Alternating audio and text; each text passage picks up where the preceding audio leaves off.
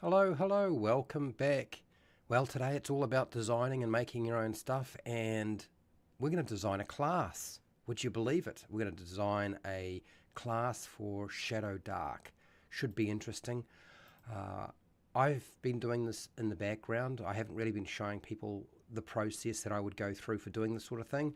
But today's supposed to change all that because even though I've designed and live streams for 5e classes, I haven't shown people what I do for Shadowdark, which is similar but actually different. So I wanted to be able to do that. So I'm going to put up a poll. Feel free to take part in that poll. Feel free to share your ideas. But I suggest grabbing some food, some drink, making sure you are comfortable and ready, because this is going to take us a little while. We are building a class, not a monster, for Shadowdark. So this is going to take a lot more time compared to what I would normally do. Anyway, we're going to get started because we have limited time and way too much to do. So let's get going. Hi, welcome to How to RPG. My name is Fred Wheeler, and today I want to talk about Shadowdark and classes, and we're going to make a samurai class for Shadowdark. Why are we going to do that? Well, the reason being is that one of my players who's playing Shadowdark right now is playing a samurai using the fighter class. But the problem is with the fighter class is it's not really doing what he wanted it to do.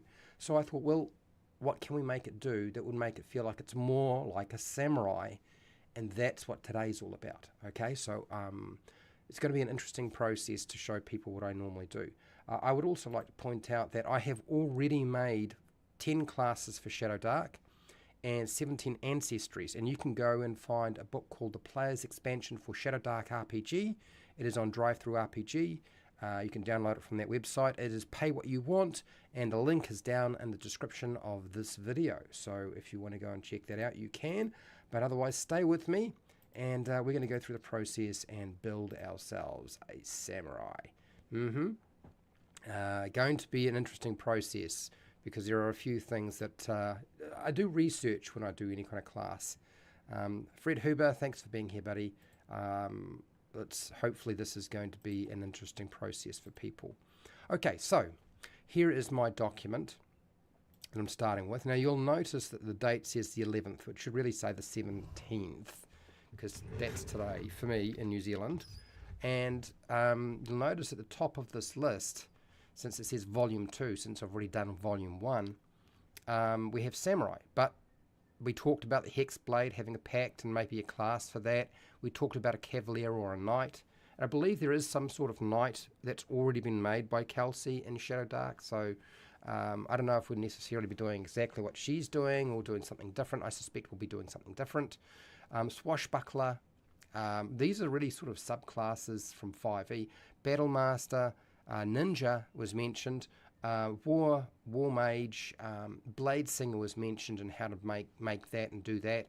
And then Battle Rager, which I think is just basically somebody who wears spiked armor. I don't know what the heck was exactly going on in the head when they mentioned this, but we'll see how we go. I don't know if we'll get to all of these. Eldritch Knight, which I think is just Mystic Knight. Arcane Trickster, I feel it's just, I don't know. Yeah, it's basically a subclass of the Rogue in 5e, right? Arcane Archer's kind of been around a while, which is basically just a magical archer or a mystical archer of some kind. I think we'll probably wind up doing that one. I've got an idea for that. The Elemental Warrior is really what I put down to Mortal Kombat. That's what I think about when I think Elemental Warrior. I didn't want to say monk because it feels like it's doing something else again when you think Mortal Kombat. And then Expert. Expert is really my solution to going between the rogue and the bard, because I feel like the bard in 5e is not really a bard, it is just a Frankenstein caster. So I put down expert. So here we are, and you'll notice that a lot of this is in yellow. This is because this is a class I've already made. I'm basing the structure for the samurai off a class I made called the monk. And there's plenty of people who've made monks, but my monk has a particular sort of focus and structure to it. And so I thought what we would do is I'd use that as our structure for the samurai. Now, there's a couple of things that popped into my head when I was doing this. I sat down for a short period of time and I had a very small piece of paper, like literally a piece of paper like this. For those of you who are wondering how I built the class, basically this piece of scrappy paper here is how I did it. I wrote down the class. I decided, okay, what weapons, what armor, what are the hit points going to be? I didn't really write that in. And then I'm thinking samurai styles, and I wrote down a whole lot of notes and then a couple of little notes at the end that I felt like were important for something like the samurai. Of course, we've got to be careful we don't overstuff things. Like, that's not Shadowdark, right? So I've got to be careful. So those are my notes, and we're going to work with those and try to turn them into something. I'm not going to promise that I'll get it done today, because when I made the players expansion for Shadowdark RPG, those 10 classes, took me many, many hours. I would still say this is easier than making a 5e class, yeah. But we'll work through this process. I'm going to show you what I would normally do, and we'll see what you think. By all means, throw in your suggestions. And I'll put here, what would you give the samurai class? And we'll see. You never know. You might come up with an idea that I hadn't thought of and I want to include. It's always possible. So let's get started. It is time to start typing in some information. And that is what we're going to do now. Okay. So I've got this screen here that I'm going to work on, and the yellow will disappear over time. I've got the fighter class close by because I don't want to make the samurai better than the fighter class, because then it would just mean, well, don't play a fighter, just play a samurai. That's bad design, right? So we've got to be careful about that. So that's why it's here. That page is open and waiting for me. This is the cover of the player's expansion for Shadowdark RPG that I was talking about. And yeah, and there are the barbarian, the bard, the commander, the druid, monk, paladin, ranger, shaman, the sorcerer, warlock, and as I said, there's a whole bunch of ancestries as well, which I won't go through. But yeah, if you want to see how that was done by myself, AJ Pickett, Mitchell Reed, Wally DM, and David Bailey. Okay, we were all part of that process. Okay, so let's break down the first part of what I need to do here. I'm going to start with weapons. I should probably work with the description of what they are, but I'm not going to do that just yet. Instead, we're going to work with weapons. What weapons do I want to give them? So I had a hard think about it, and I was thinking swords. I should just give them swords and a bow, because actually the samurai used the bow as well. Maybe you're unaware of that. Maybe you are aware of that. I don't know. But that was one of their disciplines, was not just the sword, but also the bow. Now, whether the bow was used on horseback, which it was a lot, or on the ground, and it was done also a lot. So we definitely need to include the bow, right? Those things need to be there. And then I was like, okay, what else did they have? So what you do is you Google, right? Google samurai weapons. And I learned something very interesting. First off, it talked about swords, and I said, okay, that's great. That gives me an idea of what weapons, but is there more? And so I went down the list of swords, and then it goes to pole arms. Now, there aren't that many pole arms. There really aren't pole arms as such in Shadowdark. The only thing that they talk about is the spear, or the yari, right? And so I was thinking, okay, well, I don't want to create a new weapon for Shadowdark. Let's use what we already have rather than trying to build out additional weapons that are supposed to be probably better than the other weapons that are already there. Let's not try to muck around and do that sort of thing. So I was like, okay, so let's go with spear. Let's make sure they have access to the spear. So we're going to add in the spear. And then I was like, okay, bows. And it talked about the bow. Now, when they talked about the bow, they talked about the primary weapon being the longbow.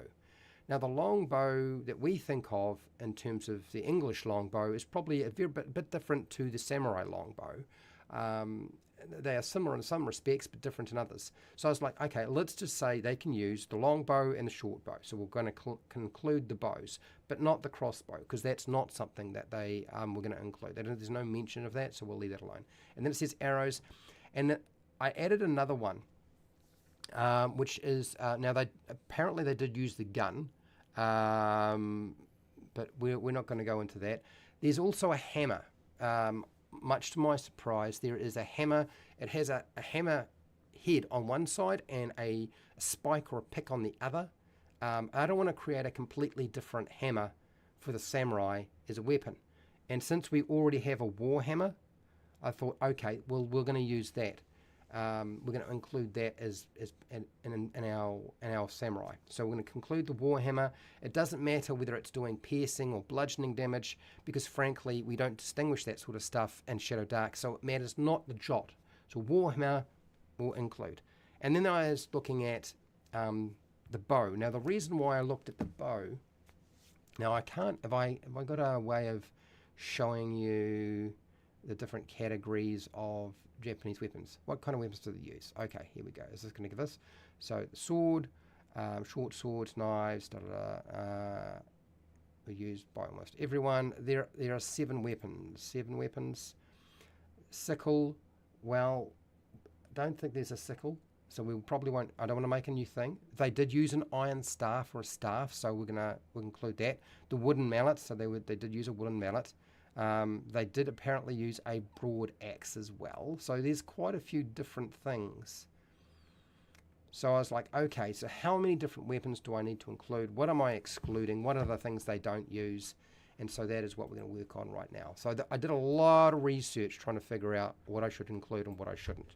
So these are the things, and I'm going to write them all out, make it easy for myself. So long sword, short sword,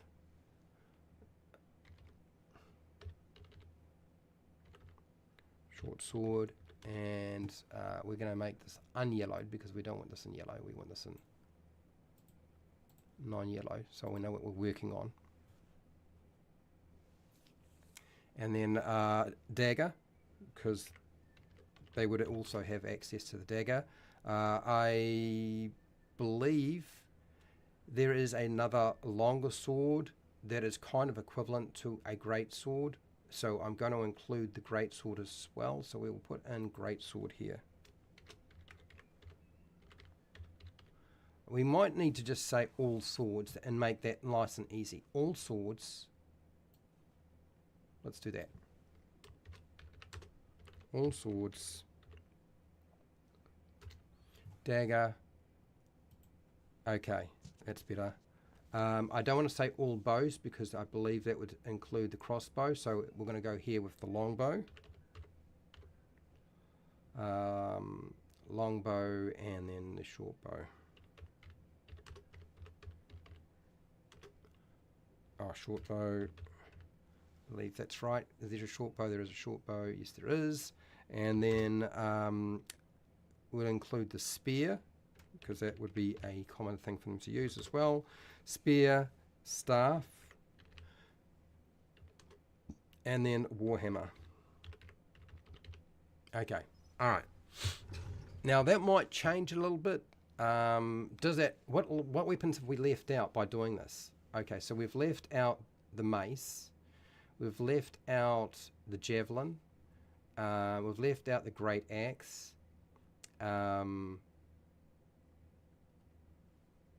We've left out, and I think maybe the great axe is not quite the axe that they would have been using, but anyway, the dagger is included. The crossbow's been left out. The club's been left out, but they're using most weapons. It's just a little bit more structured. Okay, let's do armor. So in my notes here, I did a whole lot of research, and the armor for the samurai is really tricky because it has plates on it, but then its armor is really strange. It's really odd. Samurai armor, when it just gives you a description of how they structure their armor. Samurai armor, and here, let's see. What kind of armor did samurai wear? So it consists of a helmet, mask. So it almost feels like we're starting to head into plate, but it's not the same sort of thing. They've got a chest armor, shoulder guards, sleeves, a skirt, a thigh protection, and shin guards. So there were guards. Now, what were they made out of? They were made out of all sorts of odd things. And if I can just find a section on here, I was hoping samurai armor define. Okay, so it's got plates. A lot of it was lacquered. Sometimes there was, something that was kind of more fabric-like. There's a lot of cotton, a lot of other hides and things were used. It's really complicated. It's much more complicated than you might realize. So the breakdown for their armor is quite difficult. And a lot of it was plates that were laced together. Now, whether they're laced together with, leather lace or with ringlets, metal ringlets, I'm not sure that really matters that much. So my instinct is to simply give them access to all armor. Okay? So right now, if you look at the fighter, they don't have all weapons. Samurai have got a few restrictions. But I still think we should go all armor. And then from there, make sure we have the shield as well. The shield was not used by the samurai that much, but it was used from time to time, so I don't think we take it away. So all armor. Armor and shield. Whoops, that's not what I want to do, but that's right, we'll fix it in a second. So go here. So this line is pretty much identical to the fighter. All armor and shields. Done. Okay. I'm spelling everything in proper English because I'm in New Zealand. I'm not American. For those of you who are wondering what's going on there, that's why there's a U in armor. Next, hit dice. I don't think that the samurai should have a hit dice that's any better than the fighter. Now, I was thinking, okay, could I go down to a D6? The problem is that I feel like that is in the realm of the priest, who's a spellcaster, and the thief has got a D4, which is quite low. I feel like this is a class that's going to be in the front line, more than likely, because it is a type of fighter. So I think we should go with the D8 per level. So that's nice and simple, D8. And we'll just undo that. Okay, all right, so those are just the basics. That's easy stuff, right? That's not hard stuff. These are things that most of you, I'm sure, have already figured out.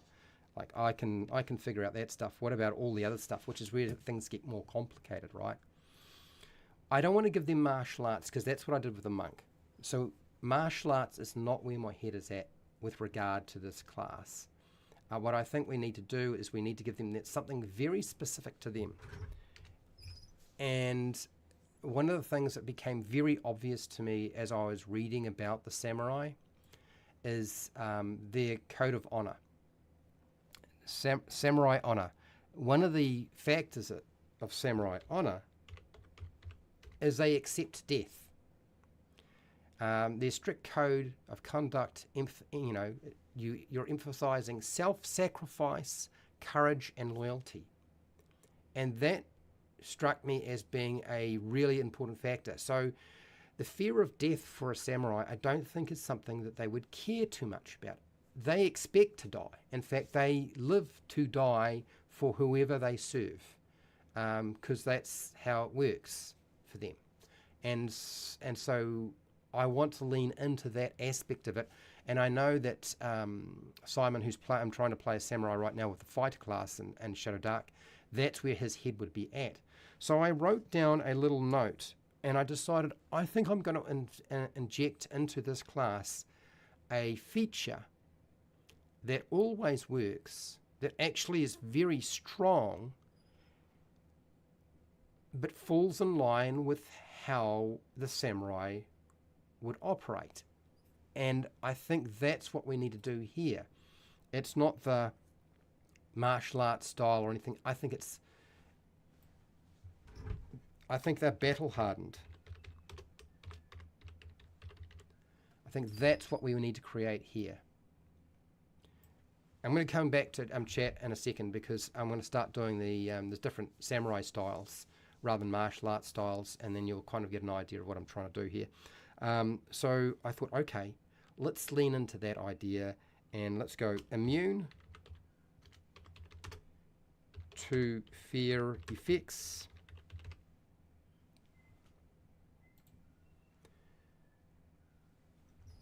So they cannot be frightened. You cannot frighten them.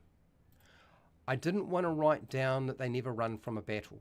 I feel like that is a choice that the player needs to make with their character. Immune to fear effects. It's really simple. I don't want to put a dice roll in there. It is just how they operate. And now we could put this, call this samurai honor, immune to fear effects.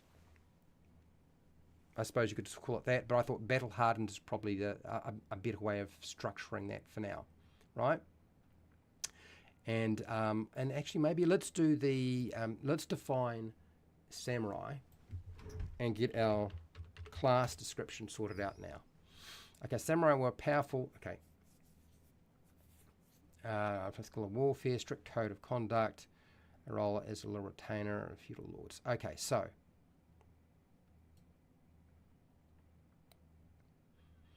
there were not just warriors, but also educated, influential members of society shaping political. Okay, so this is, we need something that's, samurai were primarily soldiers.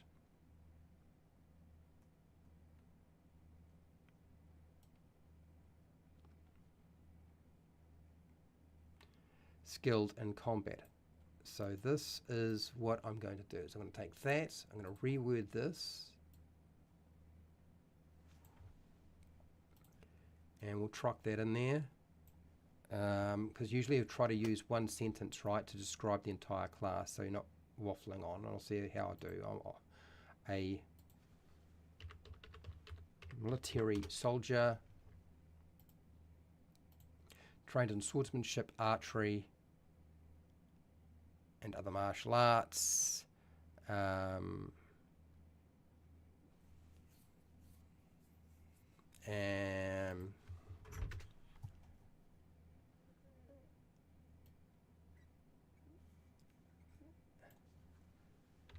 that are skilled in combat.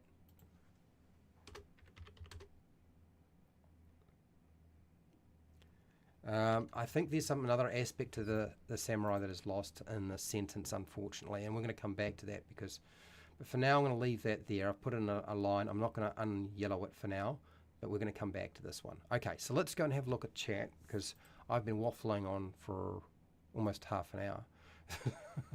So let's have a look and see what you guys have cooked up, if anybody's here. Okay, all right, we've got Fred Huber, Calrell. Now, the Bushido Code, we could actually call it the Bushido Code if you wanted. I guess I would have no problems with just hardened, battle hardened being Bushido Code. That could be fine. Let's see here. So Fred Huber's written down here. Oh, I like I'm kind of curious what the little crown and the number beside it is in the live streams. This is a new thing. I saw it yesterday. It's just come up. European split mail is somewhat similar to traditional elite samurai armor. Yes, and I'm not going to disagree with that. It's something that had occurred to me. But there's only 3 types of armor in Shadowdark. And I spent a lot of time trying to decide if it was a good idea to create a completely new armor set for the samurai. And I would have to make something that sits between chainmail and plate mail. And the problem is, and this is why I didn't do it, is I had 2 choices.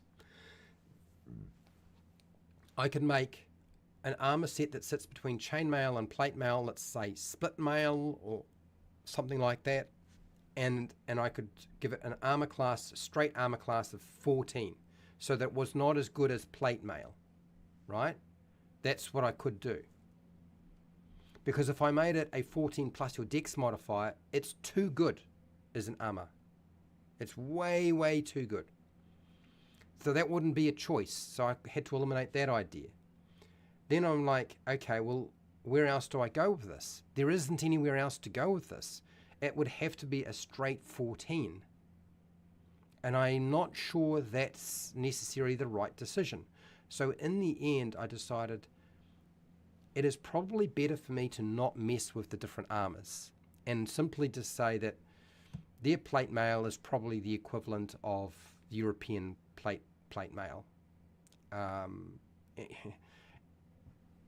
you know, the problem with samurai armor too is it was very personal too. You know, it could be different. There might be different structures to it. A lot of it was made in different ways, and it changed over time. So it's not sort of set in concrete. It's the same with the weapons that they used. And people often assume that they never used guns, but yes, they did at some point. But we're not going to include guns because unless you want them in your game, I don't want to pigeonhole them in. So I'm not going to do that. Paladin twist their worship honor the Bushido code. I suppose you could say they are kind of like a paladin, but I don't think that, yeah, kind of like that, Cal-Rel. The crown is something YouTube came up with that is actually meaningless. It probably is. It probably is. Right, so let's go back to working through what I think we should do with this samurai class. Because now that I've seen all your comments, low-level samurai had just an equivalent to padded armor, and that's probably what you'll wind up with. Is, you know, most characters playing Shadowdark start with leather armor, which would be your padded armor, really. Yeah, something like that. And then, of course, once you get a bit more money behind you, and it takes a little while to get enough money to buy plate mail. It's not that easy a process, I know, because my group's going through it. Okay, let's go over here and let's start working on the next thing. So I've got battle hardened, immune to fear effects, but maybe we just go with Bushido code. Okay. And the thing with Shadowdark is we usually don't get too carried away with explaining stuff. It's just giving you the mechanical effect and then that's it. So let's just say Bushido code, and I think that is probably pretty close to what we needed. Bushido code.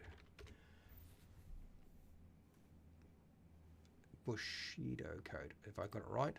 Bushido code. Okay, meaning the way of the world code of conduct for samurai. So that's the code. Their code of conduct is really what makes them just not run. Loyal, honor, da-da-da.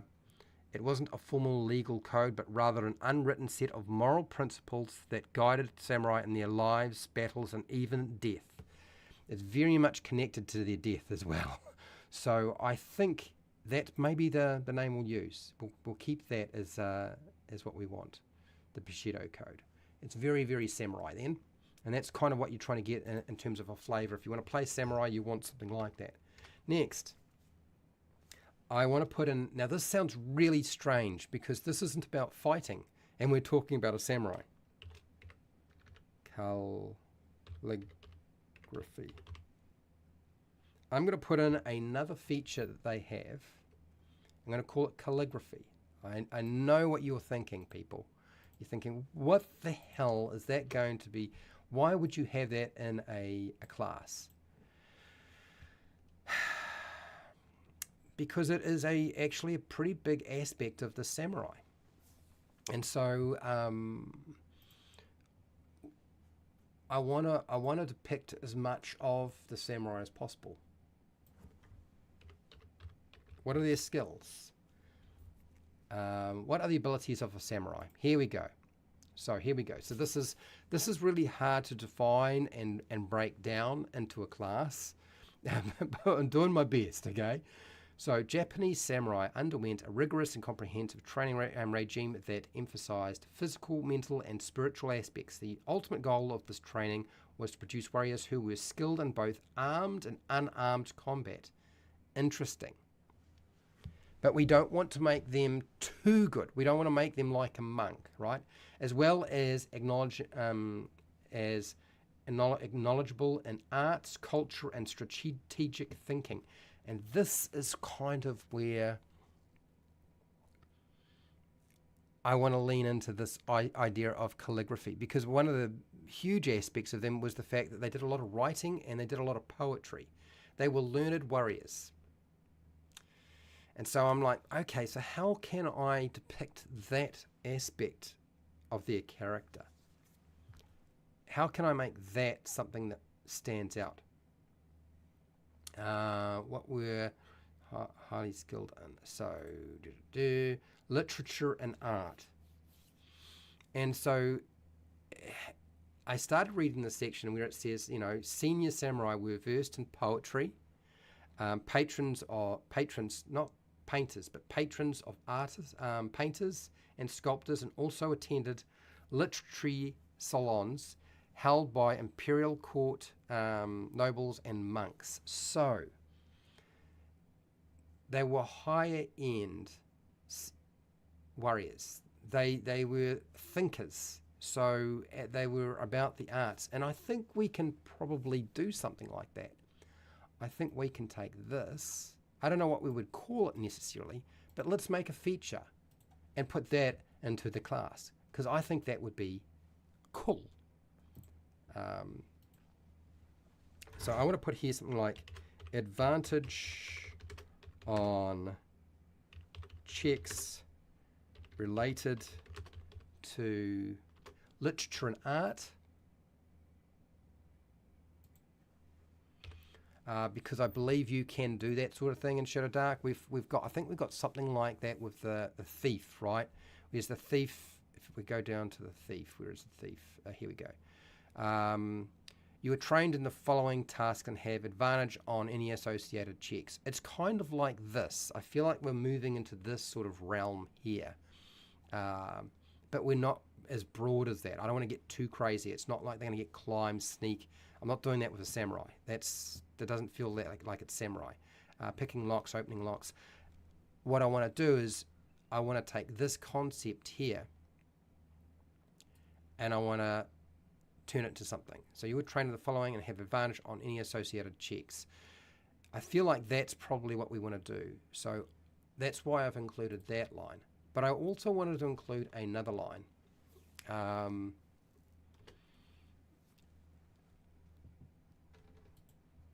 Literature and art. Do I need to add in poetry? I feel like literature and art is probably covering a lot of stuff. So that's where I'm going to lean into.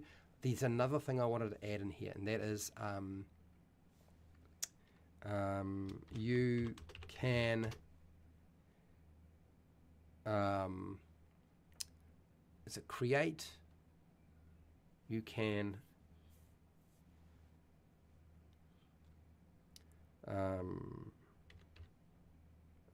write official documents using paper and quills. Paper, ink, and quills.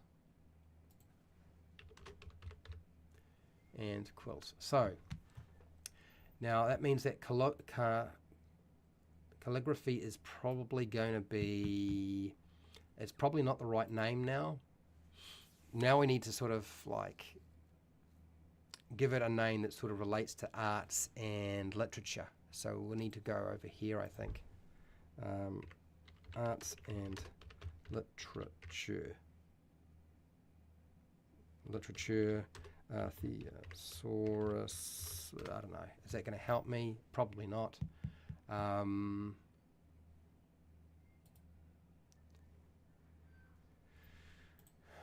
Okay. Creative, aesthetic, arts, beauty, elegant, pleasing. Maybe just calling it aesthetic, because it is the aesthetic. I almost feel like that might be the way to go. Literary, creative. Let's go with aesthetic.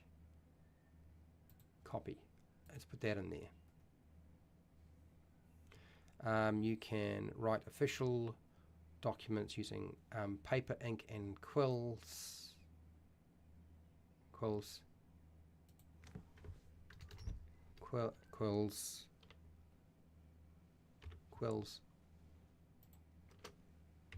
And I guess advanced calligraphy.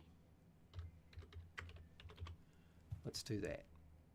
And let's take that word and replace this and aesthetic. Okay, all right, so we've got two things going on for aesthetic. So that was the next thing I was thinking about when I was thinking about the samurai and how I'd go about doing this. Okay, next, let's start looking at samurai styles. Samurai styles, or samurai style. Select one. Now, these are fighting styles that you have mastered. You can only use one fighting style with an attack. This is where it might be a little bit problematic, because I did this with the monk to make sure you could not stack things all on top of each other, where there's a potential to abuse the ability to get certain features. So what I'm going to do is I'm going to unhighlight this area, and I'm going to leave this because I'm not too sure about it just yet. Select one fighting style that you have mastered.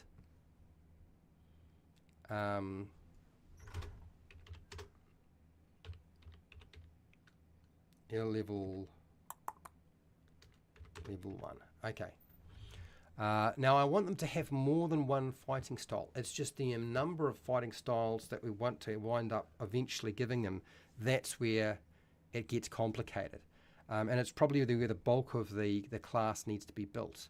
Although samurai talents is a huge aspect, and I can tell you now, for those of you who are wondering, figuring out and deciding on the titles for a samurai or any class is the hardest part of the whole process quite often.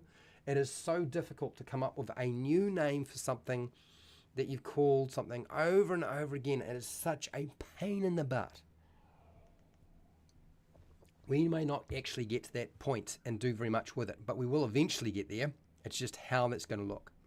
Now, the samurai talent table, I have already decided that +2 to distribute to stats is one thing that they can get. I've highlighted the ones that I'll kind of want to get rid of. Like there's certain things I don't want them to be able to have. Right? I would like to just push them out the door. And, you know, +1 to unarmed strike attack rolls. I am unsure whether that's going to work either. That's why I've highlighted those. And we're going to take these and we're going to change all of this stuff in a second. It's going to look very differently because this is the monk stuff. Okay, so I think that's probably enough features, as having the samurai styles, the aesthetic, the Bushido code, and that feels like it's the samurai for me. And then once we have all our samurai styles, we should be all good. And the idea, I'm hoping that what you can do is you can pick up more than one samurai style, so that once you get to level 10, you've kind of got a nice complement of things going on, rather than just I get to pick one thing. Do you know what I mean? And play with that for all 10 rounds. All 10 levels of the game. I don't want that to happen either. Okay. Haiku poetry. Well, I don't think we need to specify haiku poetry, but poetry full stop. All good with that. But is the word poetry needed if we say literature? You tell me. Do you think we're defining it enough? Google names of samurai ranks. We could do that. That's not a bad idea. We could do that. One fighting style every 4 levels. I was actually thinking one every 2 levels, actually. I was thinking like potentially you could pick one up at level... You get one at level 1, get one at level 3, basically where every time you would level up, you would get a talent. Potentially, you're going to get another style. I thought that would be a nice progression. I don't know if that's necessarily too much, because a lot of these fighting things that you get, they're not going to be able to be stacked. It's not like a fighter who's basically just getting a +1 to attack or armor class or damage, and that's it. Like, you know, when you do a structure like that, it's going to be very different, right? So that's one of the reasons why I was not quite so concerned about how many they got, because I figured, okay, we're aimed for, say, 5. If they get 5 different things, that gives them plenty to play with, right? And it also will make your samurai different to everybody else's samurai as you're playing it. So let's go back to this. And I'm going to write in a couple of things here. So first one I'm going to put in is... now, do I want to put unarmed strikes? Did I have one here? I may have. I can't remember what... Oh, here we go. Yes, it is. Ninjutsu. No, not ninjutsu. Jujitsu. Oh, God, that's right. Jujitsu. And I was trying to think about jujitsu. Jitsu. Did I get that right? I don't think that's that's not jujitsu. Jujitsu. Jujitsu. Let's go here. It's jitsu. Jujitsu. Jujitsu. Jujitsu. Oh, okay. Why is it spelled a couple of different ways? One it'll be the American spelling, and one it'll be a non-American spelling. I'm not sure which one is the American spelling. Jujitsu. Jujutsu. Jujutsu. Simply Jujutsu. Jujutsu is a Japanese martial art. Okay, so this is where we want to include something for them, and I've just got to decide on. Let's go with G. So 2 U's. We'll use the 2U version. I'm not sure if that's actually correct. Jujitsu. Okay, all right. So I was trying to figure out how I wanted to structure that so that it was interesting and different to just giving them +1 to damage when they made an unarmed strike. And so I thought what would be nice is to include throws and grapples. And think that's what I'm going to lean into, is like that's their go-to is for jiu-jitsu, is that they perform something. Jiu-jitsu, and we go here.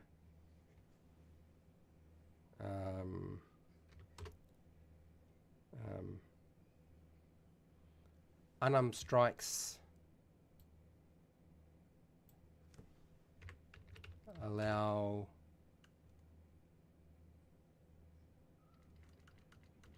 unarmed strikes can throw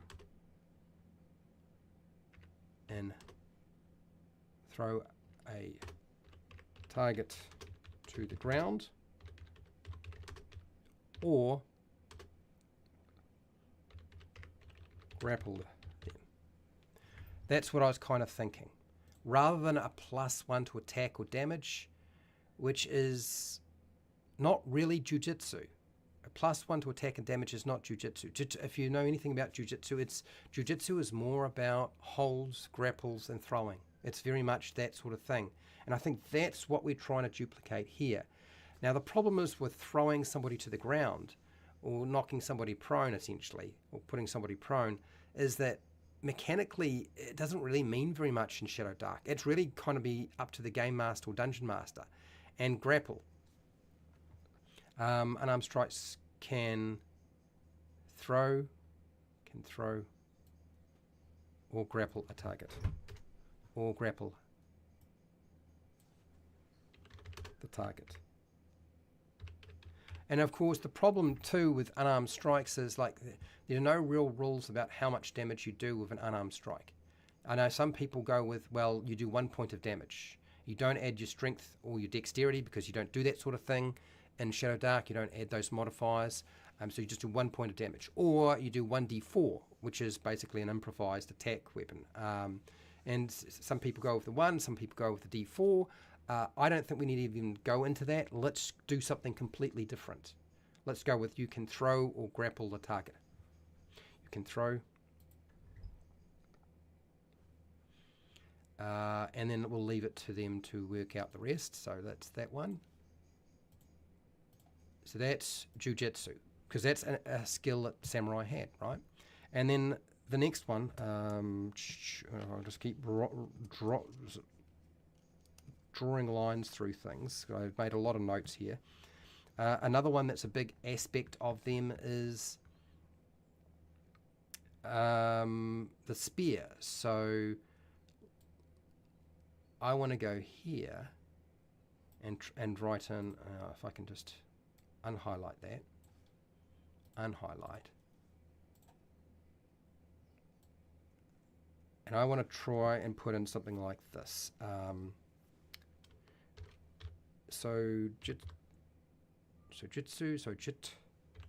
Jitsu.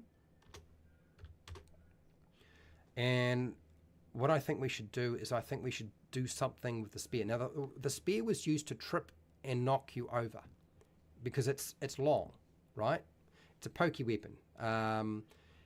That's how you would operate with a spear, and this is how the samurai would use it. So I think knocking targets prone is a good aspect, but we want to make sure we're not underwhelming with how we do this. And I still want to make it different to the fighter. So let's go back to the fighter now, since now we're dealing with fighting styles. What does a fighter get? Well, fighter is a hauler, so they get, lots of gear slots. They get weapon mastery. So their weapon mastery is choose one type of weapon. This is what I want you to pay attention to. Such as the longsword, you gain a +1 to attack and damage with that weapon type. In addition, add half your level to these rolls. And I want to take that concept of weapon mastery for the fighter, and I want to extrapolate it into the samurai. And so what I was thinking is, what we can do is we can kind of give them a +1 to attack and damage with a specific weapon, like the spear in this case, and give them something else that they're doing as well, rather than just leaning into, okay, you get to add half your level to these rolls, which is what the fighter does. I'm not want to do that. I want to do this instead. So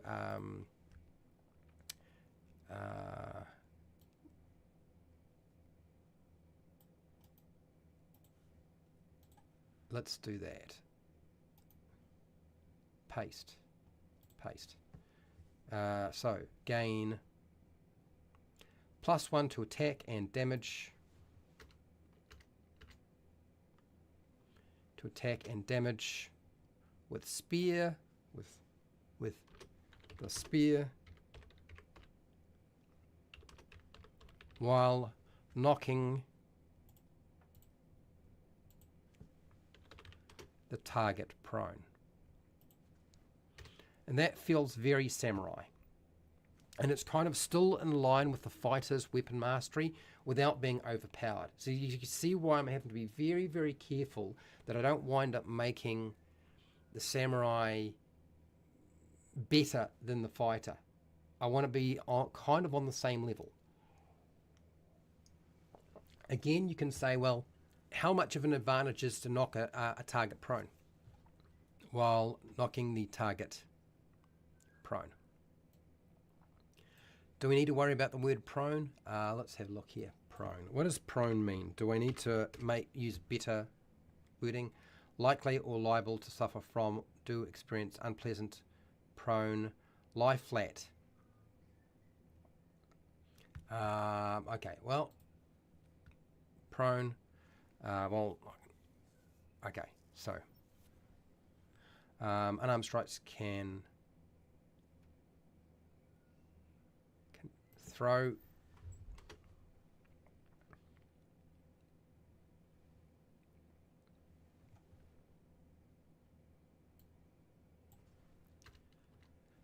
can, let's do this.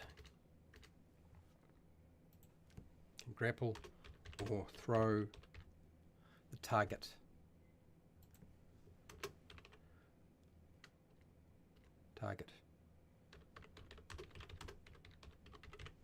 Okay. Okay, so we've got that. Next. So that is the spear. And there's one more fighting style. Let's do... I'm not really doing this in any particular order. I'm just doing them. We'll change the order later. Let's do that. Okay. Let's go with something that's with the bow. So they were supposed to be skilled with the bow. So let's put in this one. Kaijutsu, I think it is. Is it Kaijutsu? I'm not too sure. My pronunciation of Japanese has never been good. And yes, just because I practiced martial arts for years does not mean I got much better at it. The pronunciation of words. I tried really hard, but it's not one of my not one of my strengths. And so what I want to do with this is I want to go here and go copy, paste. Gain +1 with bow.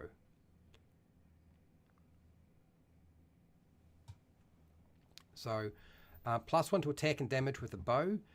Again, let's go back to the fighter. The fighter gets this weapon mastery, but it gets this extra thing where you get to add half your level to these rolls. So it's doing something else. And I've got to be careful because it's Shadowdark and we don't want to get too complicated. We don't want to get too crazy with what we're doing here, right?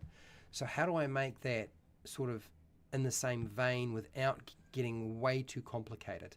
You'll notice, by the way, that there is no DC check to knock the target prone. It's just going to happen. If you make the attack roll and you succeed, you're knocking the target prone. All in one. Speed and efficiency, right? You can build into the attack damage and roll the +1. That's easy enough to calculate, right? Not hard. Also, I don't want these to be stacked. I don't want you to be able to pick this up more than once. That's another thing we need to make sure we don't wind up allowing to happen.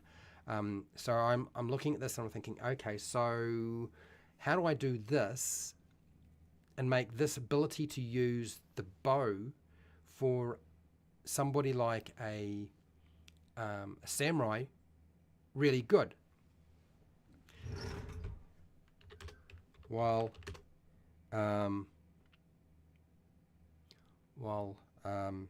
ignoring cover bonus. Cover penalties. Because if you're using cover in Shadowdark, you get disadvantage if you're shooting somebody who's in cover. But you can ignore the cover penalty now with this. And I think even though that's mathematically like a +3 or +5, I feel like that's probably not a bad way to go about doing that. It's going to definitely be a huge advantage when you're starting off at low level, but at higher level it's going to mean very little because, I mean, honestly, you know, a 10th level fighter gets to add +5 to the likes of their attack and their damage, which is a bucket load of extra dice. So it's going to, I guess this ability is going to be really useful. There's not that many things that get around cover, but cover doesn't necessarily come into your game that often either, but it's nice to be able to have it. So I'm going to put it there and leave it there for now. Again, as I said, as you do these sorts of things, you'll discover you're like, no, I've got to wind that back. That's too much. Let's do another one. I think we need to do the sword. We haven't actually covered the sword, and like that's a major tool for the likes of, do I want to do that? Oh, let's actually go to the bottom. I'm going to get rid of the Drunken Master because we're not dealing with that. And let us write in this. This is something that cropped up in my head because I played Fighting Fantasy and there was a samurai book. Was it Shadow the Samurai or something like that? Years ago as a kid. And I want to add in, I can't even think I can pronounce this, Ijitsu. Is it Ijitsu? I'm not so sure. Ijitsu.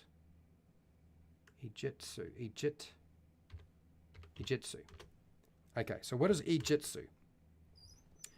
And what I wanted to do is I wanted to just give you a flat +1 to your initiative, because you draw your weapon faster than most. And it relates to swords. Then they didn't really draw the other things that fast, but there was a skill that the samurai would learn that allowed them to draw and attack in one swift motion. One was, I think, was drawing the sword and sheathing the sword quickly, and one was draw and attack in one blow. I think there was another one that was around when somebody would make a blow, counterattacking with a blow. So it was sort of all part of the block, and the attack was all part and parcel. So I had to think about that, and trying to find what that word was not so easy. So I think this is going to be replicated by having a +1. I thought about advantage on initiative checks, and I thought that's too good.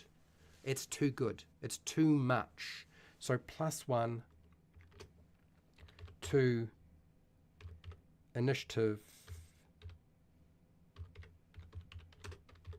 when using a sword. I'm going to say right now, this may be a problem. Like, how are you going to enforce it? How are you going to make sure other players going to say, oh, I'm going to start with my sword. I've got my, I'm going to be using a sword, so I've got my sword out. I'm going to be using a sword, but then they switch over to the bow. I mean, they only did that to get the +1 bonus. If that's how players are going to think, it might be better to simply say it doesn't matter whether they use a fucking sword or a bow or anything else. That might honestly wind up coming down to this. And I'm thinking about it now, and that actually probably might be a complete waste of time to go specific to the sword. Gain +1 to initiative.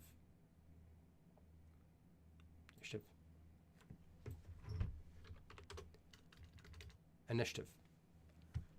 That's probably cleaner. Let's just do that, because I know where this is leading. I know immediately that my home group will point that out to me and say, there's a problem there, Fred, or we could just do this. And like, okay, all right. So now we're making it more difficult for ourselves. How am I doing for time? We're only into an hour, which is good. We're actually not doing too badly at all, much to my surprise. Let's go back to chat. Let's have a look here. So Fred Huber's suggestion to Google names of samurai ranks, we're definitely going to do that. Witness protection, how are you doing? Is your protection working well? Please tell me that you are safe and that the mafia have not found you. Because Jiu-Jitsu is spelt many different ways, and Fred Huber, you're in North America, so I can guarantee that you don't spell it correctly. Okay. Sorry, Fred Huber, but you're in North America and you guys are using modified English. Nothing is spelt correctly, not compared to the rest of the world. So if there's an I in it, I know it's wrong. It's definitely the U. And also, too, the problem is, like, I think that the Japanese would spell it differently using English letters compared to Oxford English or Kiwi English anyway. I think that's another aspect that's a bit of a problem.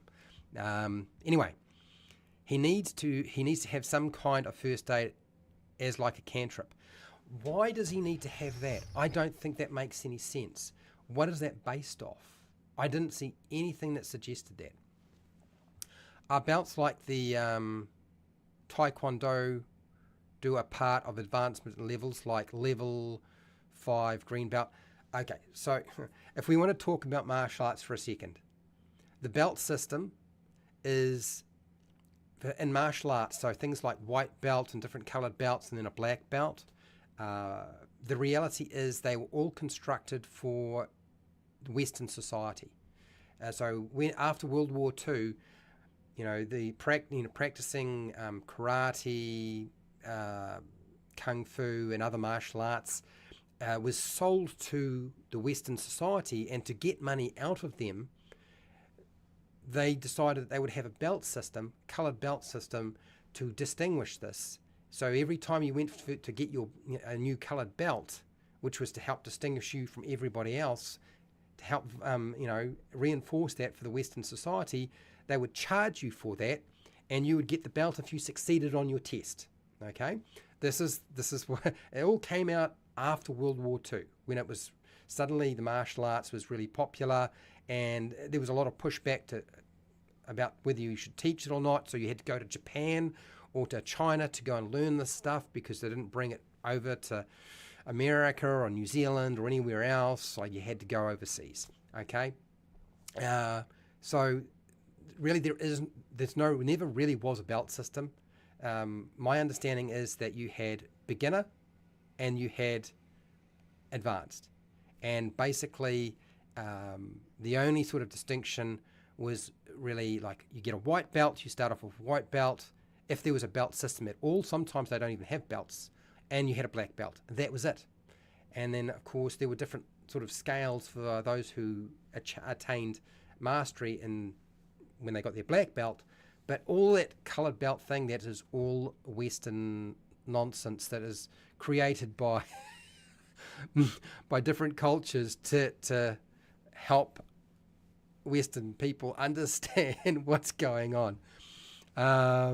Samurai should have something about being blindfolded too. Why? You're one of those fans of the blind samurai, right? The blind samurai movies. And visibility. Where did you get invisibility to pose as a bonus to non-fighting? That goes +1 across 4 rounds to +4 for hit dice. I don't think I'm going to do any of that, unfortunately. Yeah, okay. Yeah, I don't think so. I don't think invisibility for a samurai is a good idea. I don't really think it's such a good idea to sort of say that they can, like, why are we going into do you know what the problem is with going with blind, basically blindfolded you can fight, is you're trying to eliminate the darkness. That's what you're trying to do. If your design is attacking encumbrance or superseding encumbrance in Shadowdark, or the darkness, or a few other things, you're working against the system. It's probably a bad design choice for a class. Yeah, exactly. When I was training, they used to basically send us into a dark room with no light on. You couldn't see a thing, with furniture, and say, okay, we'll come back in 10 minutes, fight each other, try not to hurt each other too badly. That's what used to happen when I was doing my training. And it is not a good idea, okay? I'm not going to say you shouldn't do it, but seriously, not a great idea, frankly. There are better ways of dealing with stuff, and that wasn't one of them. Okay, let's do the next one. Let's get rid of this one. Actually, maybe I should just drop it down and just keep plugging away. Let's put in the next one that's probably really obvious, and that is the sword. Way of the sword. Kenjutsu, I believe it's called. Jitsu. Kenjutsu. And how is that going to be structured? I think what we do is we go something like this. Copy. I'm going to get rid of the spear and I'll put in sword. Okay, +1 to attack and damage with a sword. Sword. I don't know what else to do after that. I don't want to get too crazy. I want it to feel like it's doing something, but I'm not too sure what I should put there as a secondary, because again, I'm working with the concept that I want to be kind of in line with the fighter's weapon mastery. I could just write it just exactly like the weapon mastery thing, like you add half your level to these rolls. Like I could do that. But is that really what you want?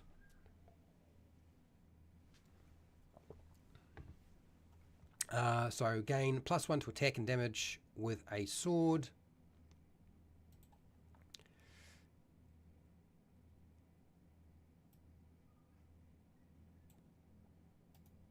Okay, so let's put it in. I'll put it in there because I don't know what else to do with it, frankly.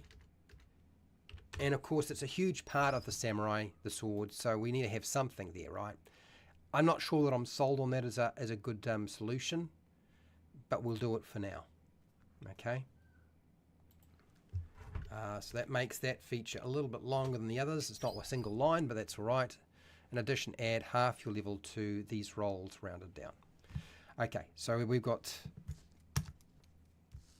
Kenjutsu, and the next is Bujitsu. Bujitsu is the use of the staff. So we're going to take that one there and undo this and go Bujitsu. I think that's right. Bujitsu. And so we get to select a different weapon.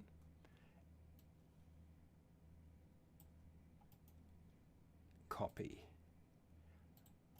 Paste. Paste. Okay. All right. So game now and I don't know what to add to this to make it sort of different and do something else. I'm not entirely sure how to make that structure that yet. But +1 to attack and damage with the staff is what we're looking for, because that's Bujitsu. And then what we add on the end of that, I'm again not too sure. So that's that one. Okay, so how am I doing? I'm almost through all the different things, little notes that I had taken and written down. And next, I think it's the last one here. So let's see. Oh, that's right. So we can get rid of this. Oh, monkey style use an action. All would have a disadvantage for 1 round. Why was I doing that? Actually, this concept here would be interesting.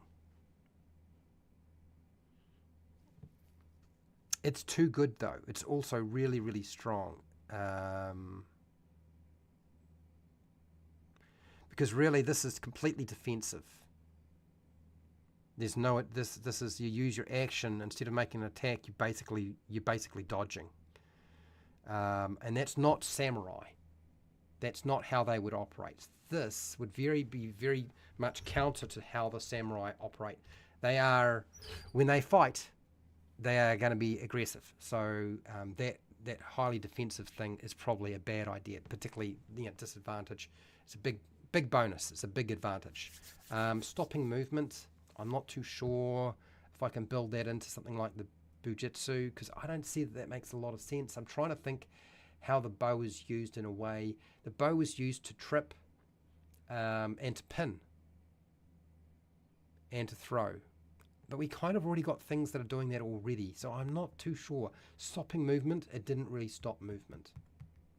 I don't remember anything that I was ever taught that involved that. But then again, I'm not exactly a master at using a bow or a staff, so and I didn't learn all of it. We did a little bit of weaponry stuff.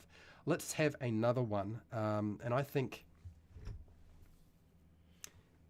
this is a Ekian. Oh God, I can't pronounce it.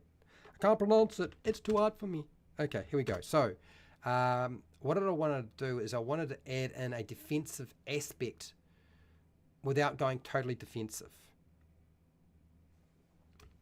+1. Now, is it +1 armor, AC, armor class?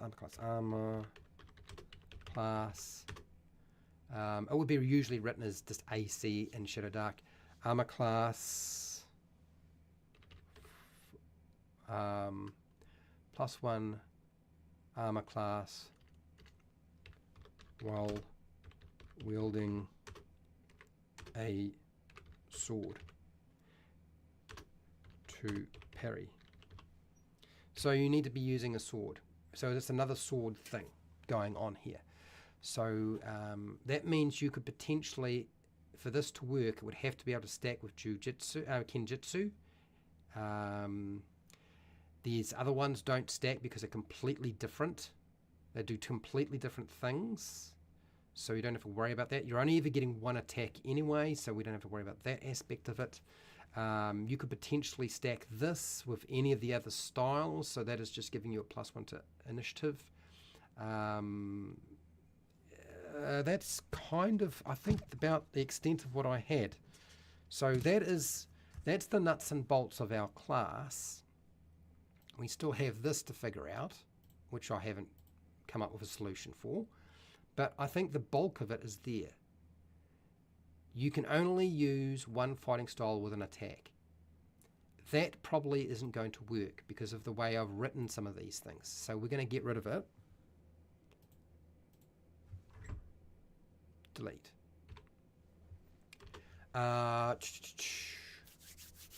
So how many do we have? We have 1, 2, 3, 4, 5, 6, 7. Awesome. That's exactly what we need. We need more than what we would necessarily give them. So here I think is, where is that? The reality is that a fully trained samurai would probably have almost all these skills. Because they would learn all this stuff, not just one aspect and be that narrow. So it's going to come down to picking up these things in such a way that it's going to make sense. So it might be simple, it might be smart to what we do is we state that you select these at every even level. So you get one at level 1, and then at every even level you get to select another samurai style. So that at the end of your progression from level 1 to 10, these are the things you have to think about when you're doing Shadowdark, you're getting pretty much all of this stuff. Would that be a problem? Probably not, because when you think about it in the fighter can get weapon mastery. Can he get more than once? Yes. If he rolls a 2, gain weapon mastery with 1 additional weapon type. And so you get a +1. So it would mean that it would be leaning kind of more in the realm of maybe you would get more different things you can do with different weapons. That's actually quite interesting. Whereas what's going to happen with a fighter is it's going to probably wind up having a bigger armor class bonus, depending on what you roll, or a bigger attack bonus or damage bonus. It's probably going to wind up having a bigger attack bonus than the samurai does in most respects. But the samurai is going to wind up with more stuff going on here. So this is what I'm going to do here. So select one fighting style that you have mastered at level 1. Every even level, select a new samurai style. So that means out of the 7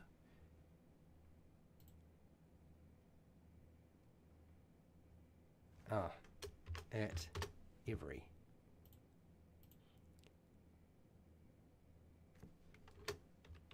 even level, select a new samurai style. So this means that by the time you get to level 10, you're going to get 1 at level 1, 1 at level 2, 1 at level 4, 1 at level 6, 1 at level 8, 1 at level 10. That means you're going to get 6, and you will lose out on one of them. So one of them you'll have to decide you're not going to pick up, but you're going to have the vast majority of those skills. That's kind of where I wanted to be. I think that is probably the way to go. Yeah, I think that's probably the way to go. I think we stick with doing something like that. That means that something like this idea here doesn't work. Like this isn't going to work in a framework like that, because we don't want to be picking up samurai styles as part of your talent. That's not a good idea, right? The next thing is we want to be looking at our talents and how the talents are going to work. And I think we'll do that in a second. We've still got plenty of time. Geez, maybe I'll get most of it done this live stream. That would be fucking crazy. But okay, all right, you never know. You love the show. I'm glad you're enjoying yourself. At least you get to see how I'm thinking and structuring things. Can I just say that just because you write a class does not mean that you should not playtest it. You should absolutely playtest these things. So I'm currently playtesting all of the 10 classes that I made for that player's expansion for Shadowdark RPG. I've been doing so with YouTubers like Wally DM, AJ Pickett, Mark from Dungeon Class, a whole bunch of them, Phil Kearney. But my home group are also starting to use them as well. And we're starting to see holes and problems where things need to be a bit more defined or shortened down because it doesn't interact well with the core rules. You'll discover a lot of this. And then, like, how do you give people some choice without power gamers making it about power gaming? Or how do you make you build it in such a way or structure something in such a way so that it doesn't break or interfere or damage the whole concept behind Shadowdark? That's a hard line to follow. So yeah. So let's start working with the talents. Let's break down how we would do our talents for a samurai. And I'm going to just get rid of this because we're not dealing with this. But I'm not too sure that I need I don't think the Bujitsu should really stop movement. I just don't know that that's going to make any sense in a system like this. I'm still not too sure how knocking somebody prone is going to be that useful in Shadowdark either. Provided that, like, you know, because what's going to happen now that they're prone, does that mean I get advantage the next time somebody attacks that target? Like, that's going to be up to the game master. We don't know if that's mechanically going to be that useful. But there's so many aspects to Shadowdark that are narrative too. Okay, so let's go with the talents. So we've got to build talents that aren't going to include the samurai styles because we're going to get one at level 1 and one every even level. So we can't mess with that. It needs to still fit with being a samurai. So the choose a talent as a 12 is fine. +2 to distribute to stats is fine. It's a number 2. And then everything else in between is what we need to sort of look at and decide how to structure that. Okay, so here are my thoughts. I think we should strip away and rip apart a few things. What I don't want to do with the samurai is give them a +1 to melee and ranged attacks. What I would prefer to do is to separate them so that if you roll that up, you might get one or the other, but not both. And that would make it different in many respects to the concept of the fighter. Would it be worse or better? You see, there's another thing. Like, I'm not too sure that it's a great idea with respect to that aspect of it. So I need to think really hard about whether I want to split it up. But that is where my head is starting to go. If we split that up, we can put that into different areas. So you might get one or you might get the other, which would tailor how you decide to continue selecting your different samurai styles. So let's go here, +1 to, let's go melee attack rolls. Let's unhighlight this. And let's take this again and go copy. And let's put in, since they're kind of in the minimums, the bulk of the spread, these are the things we're probably going to get the most, right? So let's do that. And that's another thing. So that will help increase our numbers for a samurai when you're rolling your talents. Okay. And that's very much in line with the fighter. It's really not breaking away from that at all. I do not want to use +2 to strength, dexterity, or constitution because I feel like just +1 to distribute to stats is doing that already. So I feel like that's essentially the same. That's why I separated it. And then the last one, advantage. Do I want to do something like advantage? Advantage has been done in other classes where you get advantage on a type of check. It doesn't come up that often, but I'm pretty sure it does exist in some of the other classes that have been made. Here we go. Gain advantage on initiative rolls. Reroll if duplicated. So the thief gets this with initiative rolls, but that's a talent. We could take that and we could put that into the samurai.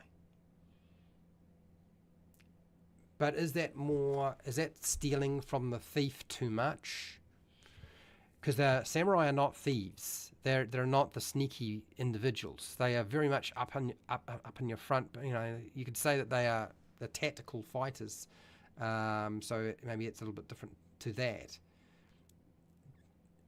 Also, too, everything that we've given them is combat related, which tends to happen with.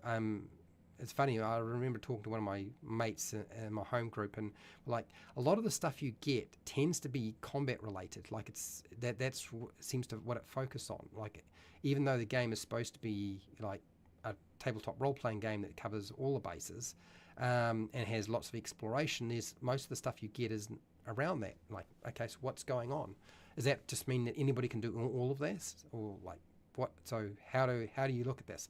Advantage on I feel like advantage on something might be a factor we could use. This is something we could consider. I'm tempted to add damage as well. Backstab. Your backstab deals 1 dice of damage, plus 1 dice of damage. Why don't we do something like you do more damage with certain types of attacks? So instead of advantage, because that doesn't come up that often, right? We don't see that kind of aspect. We see that in the thief a little bit, but we don't see it in other classes that often. Let's go with this. +1. Because one of the things that's supposed to be a samurai aspect is they know where to cut to cause the most damage. So they will target the neck and take the head off. They will go for where they know where all the major arteries are. They know where to slice or attack you with a sword and do the most amount of damage, which I'm assuming means they know how to do the most amount of damage because they're very tactical in how they operate, whether they're using a dagger, a long sword, a short sword, whether they're using a war hammer or a staff. They probably know how to do that really effectively. So let's go +1, 2. Let's go with melee damage rolls. I could have put it down as just +1, 2 damage rolls, but I don't want to do that with ranged weapons. I would much prefer to lean more into you're going to be really good up close in melee. Let's do that. That's actually different to everything else. Is it going to be a huge problem? I don't think it is. So the thief already gets, like an entire dice for their backstab damage. The attack, ranged attacks, that is just +1 to your attack roll. It's not the damage roll, I'm pretty sure, because it would state it. I'm pretty sure that's how it's supposed to work. So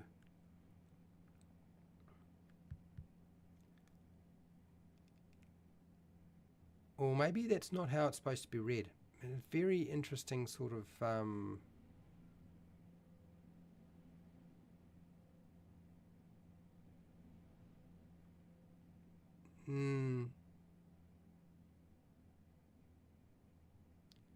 yeah, I wonder.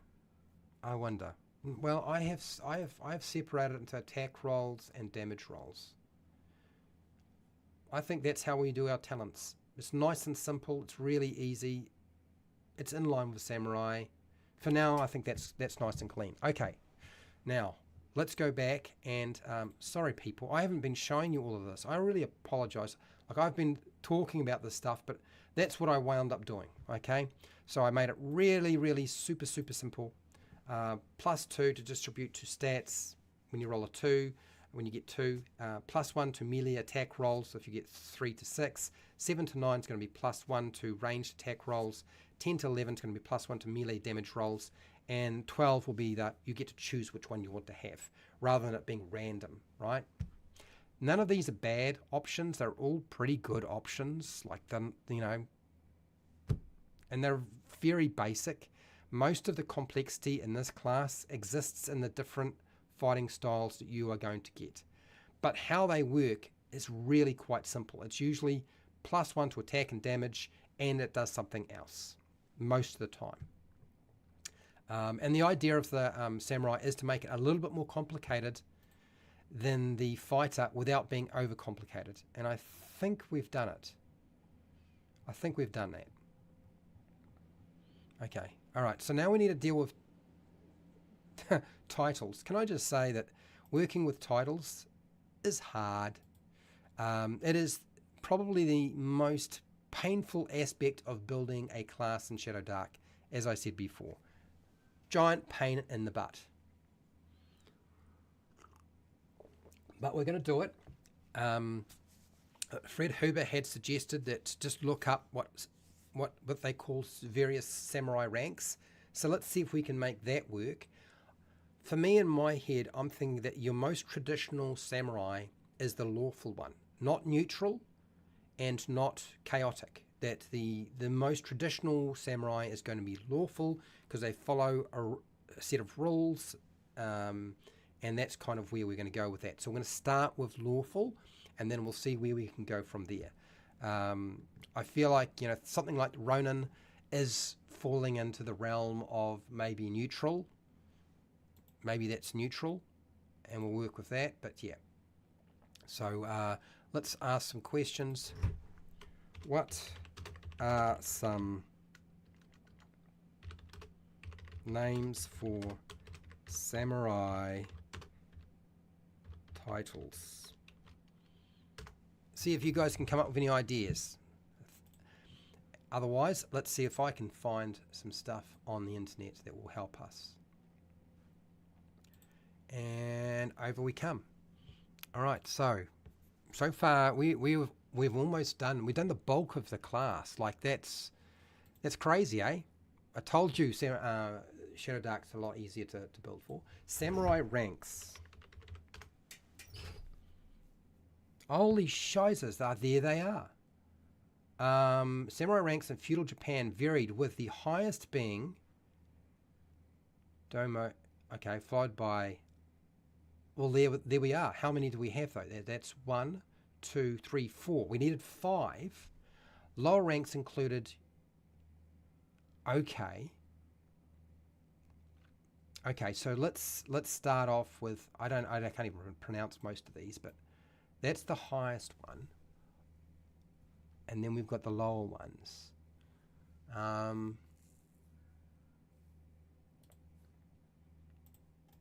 Paste.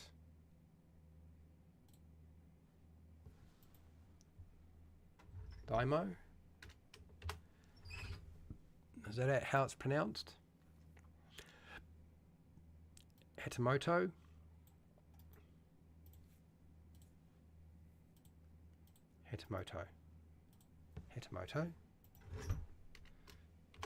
This, look, I was not expecting this to work. Honestly, usually titles is a giant pain in the ass. We still got to do the other alignments. So that's but at least the first one might be reasonably simple. Let's go here.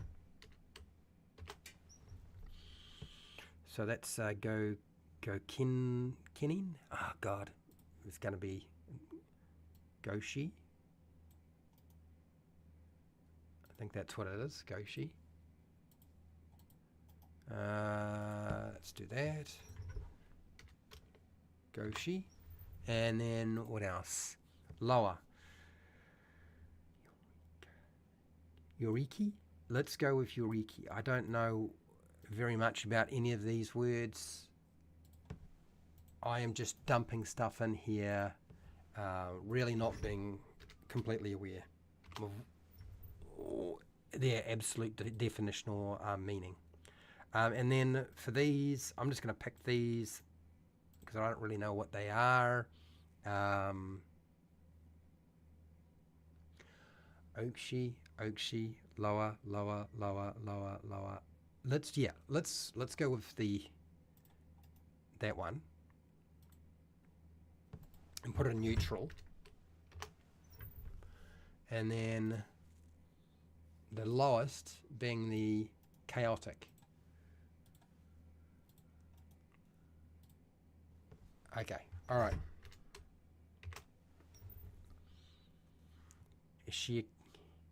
Ashikiru.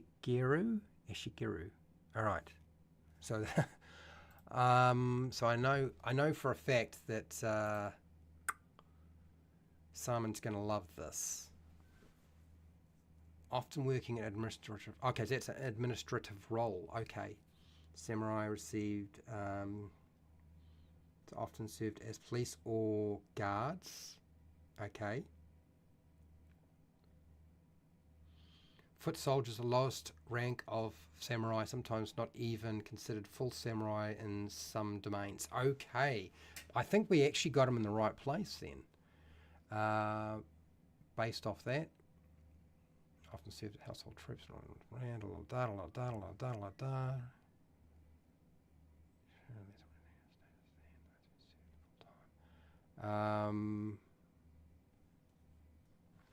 Served in farming, holding lesser prestigious status than those who served. No, I feel like that's probably about right, actually, based off that. I think the lowest end would be the chaotic, and that's this one. That's sort of in the right place. That's sort of in the right place. Yeah, okay. All right, now we need to sort of deal with the different...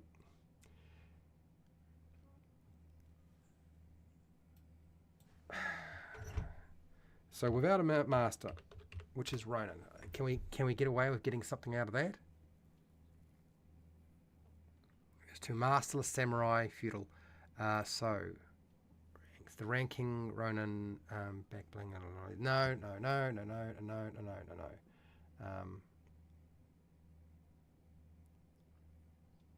Is Ronin higher than samurai? Here we go. In medieval times, Ronin were depicted as the shadows of samurai, masterless and less honourable. It then came to be used for samurai who has no master, hence... Oh, hang on. Depicted as a shadow, as shadows of masterless and less honourable. Okay.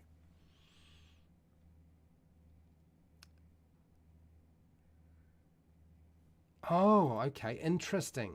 Ronin master samurai formed groups to protect themselves and their communities. Over time, these groups evolved into adopting a code of conduct that emphasized loyalty and respect.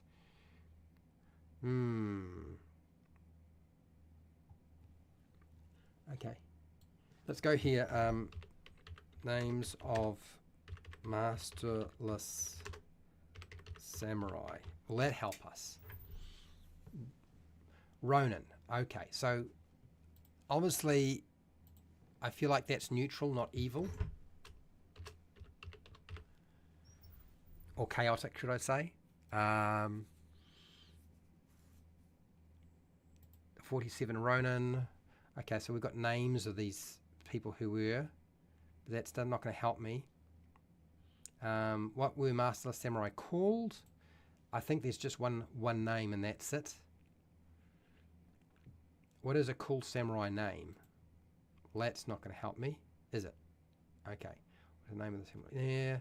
Yeah. What were elite samurai called? Okay. Shimen. Samurai class Shimen formed samurai's top elite and were the only caste granted the privilege of wearing two swords and have two names, a family and a first name. The shoguns and lords were members of the Shimen caste. Okay, so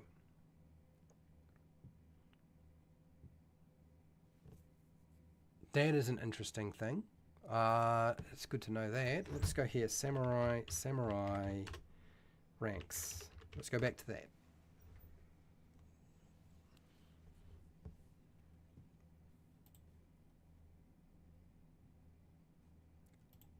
And then we had this broken down. Elder clans, Domino advised. past-rank samurai with the feudal lords who controlled the estates, political power, direct vassals often held important military. Yes. So yes, samurai was served as bodyguards, attendants.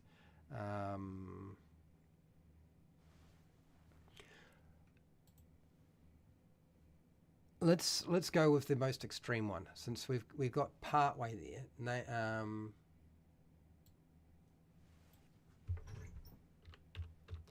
Evil samurai. Let's just go evil. I don't know. I can't think of anything else to write in here. Evil that were often referred to in several ways: historical figures, reputation for ruthlessness, fictional characters, blah blah blah blah blah blah blah. So we've just got names, but I don't think we have like a title. Ronin. Oh, hang on. Brutality. Well, samurai were often portrayed as horrible. Some historical accounts and fictional stories highlight their capacity for cruelty and violence, particularly during times of war. That happens in war. Red Demon. No, it was a real samurai famous for his fearsome breed. Okay, alright. That doesn't help me though. These are fictional characters. Oni, we're not doing that. Karma. Bad. What is a bad samurai called? They're called the Ronin. Okay, so we don't really go very much. The term Ronin. Yes. So this is now this is where you see my problem in titles for classes in Shadowdark is when you've got to start creating new titles, it's really hard to come up with stuff. It's not easy at all.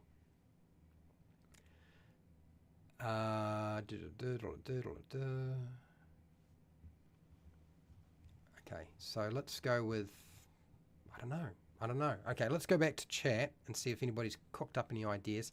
I am struggling to fill out this table, and there's still a lot of spaces. I have 7 spaces to fill, so I've got maybe half of it done,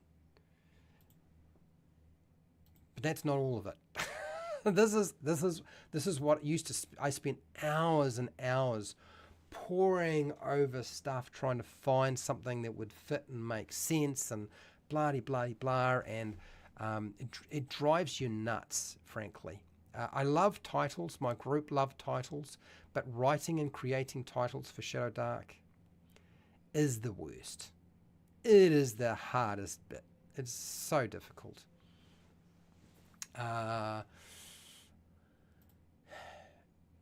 So we don't have an easy out for this. It doesn't look like nobody in chat has come up with any solutions or ideas.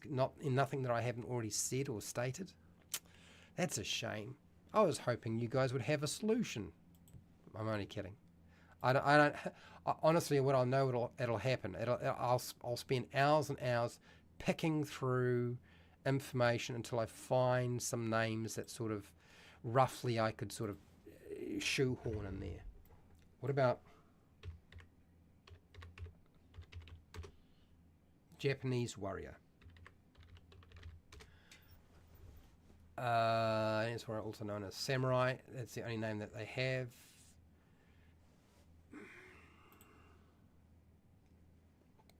It's not like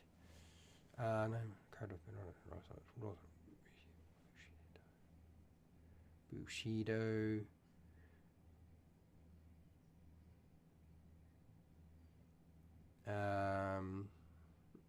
Nope.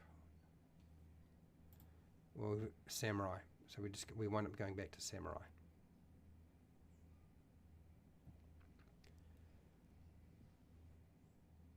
What's another one that we could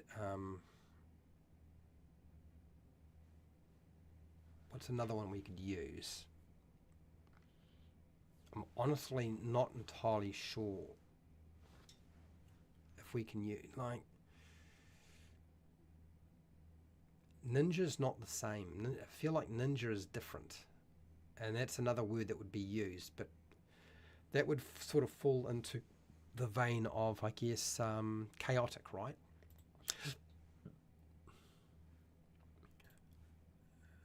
Let's go with, let's see if that'll help me. Ninja Thesaurus. I don't know if that's going to help, but you never know. Spy, combatant, hidden warrior, shinobi.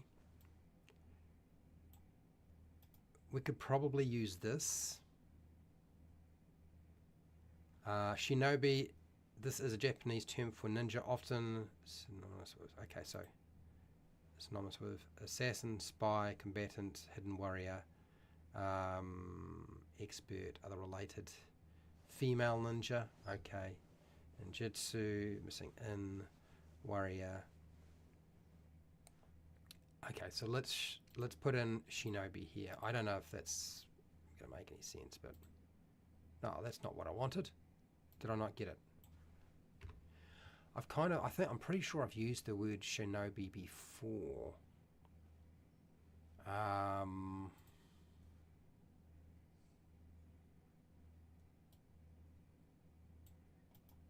Copy. That gets me a little bit closer, I think.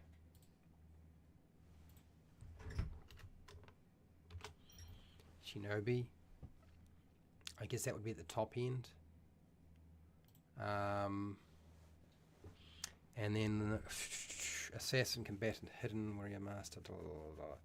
What's this? This is not a name, right? This is not a name I've seen that often.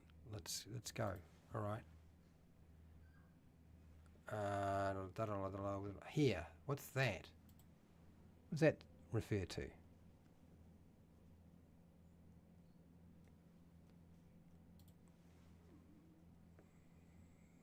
That feels like something else. Brainiac. No. Rocket science. Ninja.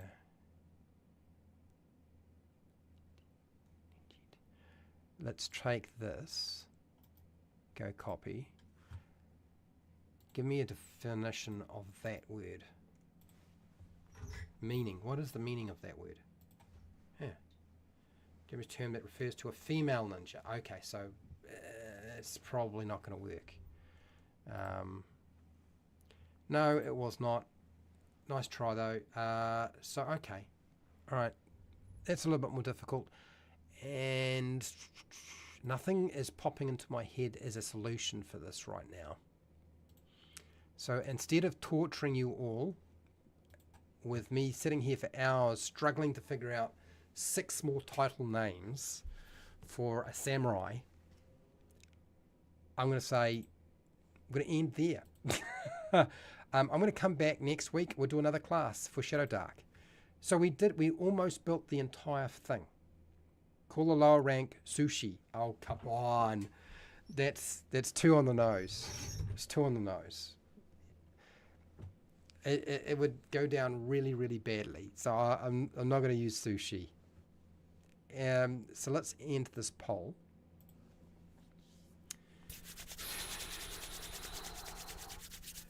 So would you like to make a class for Shadowdark RPG? Out of 8 votes, 100% said yes. Well, we're going to come back. I don't know which one I'm going to do next. I've still got to finish the samurai, but I'm not going to promise that I get it done that fast. What I will promise to do is once I've got most of it done, and I kind of feel like it's at least at draft 1 standard, in other words, I've written, at least filled in all the gaps.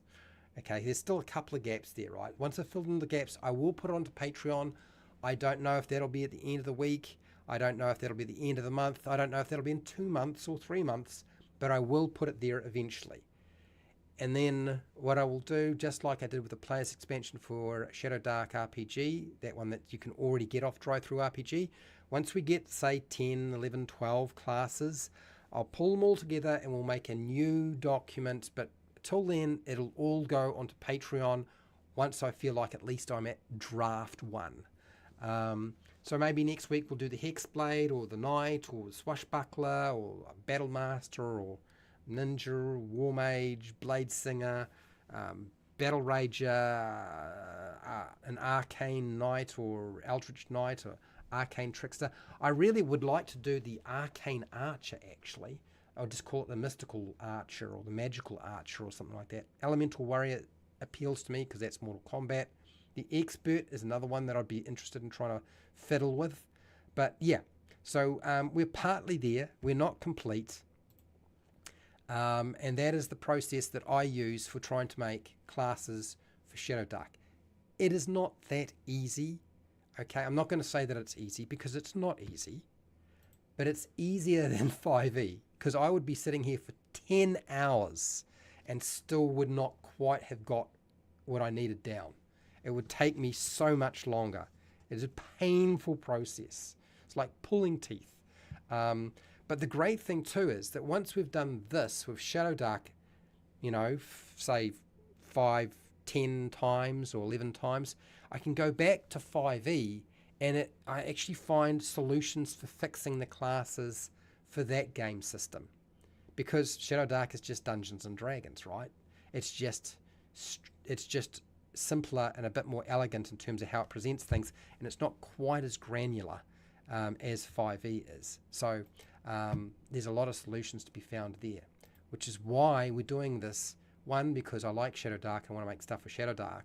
Two, I want you guys to have stuff to play with for Shadowdark. But I also want to go back to 5e and try to sort out some of the stuff that they've done there, because it's not great. So we're going to be doing that.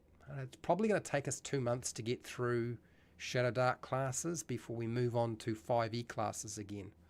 And yeah, I think the first one I will tackle will be the Warlock class when we get that. But that's 2 months away at least, maybe even 2.5 months away. So anyway, huge thank you to everybody who's been watching and listening. Thank you for watching and listening. Thank you for taking part in the poll. I really do appreciate it. It's nice to see there are lots of people who are really interested in making their own classes for Shadowdark. That's good news. I want to thank all the people in chat. So Witness Protection, Fred Huber, thank you so much. Cal-Rel, thank you for jumping in and giving some feedback. I do appreciate it. It is helpful, whether you realize it or not, to see what people are thinking and the ideas that you put forward. I want to thank my patrons who support me on Patreon. Without you, I just would not be able to continue, particularly those in the paid tier. Really does make a big difference to keep spitting stuff out and getting stuff to you and keep developing and making new things. It really does help. Thank you so much.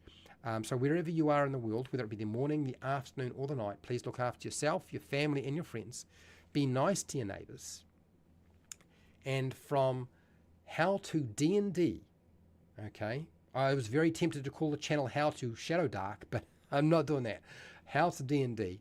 We're going to be back next week to do another class.